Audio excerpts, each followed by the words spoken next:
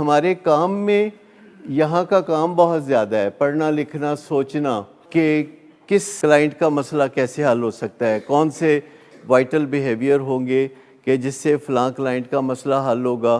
तो वो फिर सोच विचार करते करते हमें बहरहाल यहाँ रहने का मौका मिलता है। ये एक बेहतरीन बहाना है मेरा ऐसी हरकतें जारी रखने। ये जो भाग दौड़ है जो आपको कहती है कि 4:55 पे ये, 5:10 पे ये, 5:25 पे ये जो इस तरह की स्केड्यूलिंग है, ये यहाँ आने का मौका नहीं देती।